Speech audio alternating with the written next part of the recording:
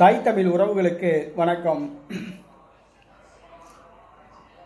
திமுக ஊழலில் எடப்பாடிக்கும் பங்கு என்ற தலைப்பில் இந்த காணொளியை காண்கிறோம். திமுக ஊழலில் எடப்பாடிக்கும் பங்கு என்ற தலைப்பில் இந்த காணொளியை காண்கிறோம். 2021ஆம் ஆண்டு நடைபெற்ற தமிழக சட்டப்பேரவைத் தேர்தலில் திமுக ஆட்சியை பிடித்தது. தமிழ்நாடு முதலமைச்சராக மு.க. ஸ்டாலின் பொறுப்பேற்றார். முதலமைச்சராக இருந்த எடப்பாடி பழனிசாமி எதிர்க்கட்சி தலைவராக பொறுப்பேற்றார். 3 ஆண்டு காலமாக திமுக ஆட்சியில் உள்ளது. சொல்லிக்கொள்ளும்படி எந்த சாதனையும் செய்யவில்லை. அமைச்சர்கள் அனைவரும் கொள்ளையடிப்பதில் தான் கவனம் செலுத்தி வருகின்றனர். சொத்துக்கள் சேர்ப்பதில் தான் கவனம் செலுத்தி வருகின்றனர். இந்த சூழ்நிலையில் திமுக ஆட்சிக்கு எதிராக எடப்பாடி பழனிசாமி கடுமையாக போராடுவார் என்று எதிர்பார்க்கப்பட்டது.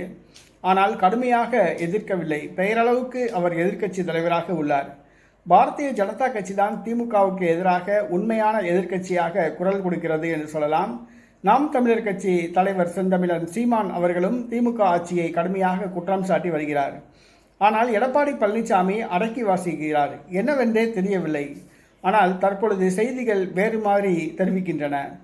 அதாவது முன்பு எம்ஜிஆர் முதலமைச்சராக இருக்கும் பொழுது எம்ஜிஆரிடம் ஒப்பந்ததாரர்கள் லஞ்சம் கொடுக்க செல்வார்களாம், கமிஷன் கொடுக்க செல்வார்களாம். அப்பொழுது எம்ஜிஆர் சொல்வாராம், முதலில் கருணாநிதிக்கு போய் கவனியுங்கள், கவனித்துவிட்டு பின்பு என்னை கவனியுங்கள் என்று சொல்வாராம். அந்த மாதிரி தற்பொழுது இருக்கிற திமுக ஊழலில் எடப்பாடிக்கும் பங்கு என்று கூறப்படுகிறது. அதாவது மாதந்தோறும் திமுக ஆட்சி சார்பில் எடப்பாடி பழனிசாமிக்கு ஒரு தொகை கொடுக்கப்பட்டு கவனிப்பதாக கூறப்படுகிறது.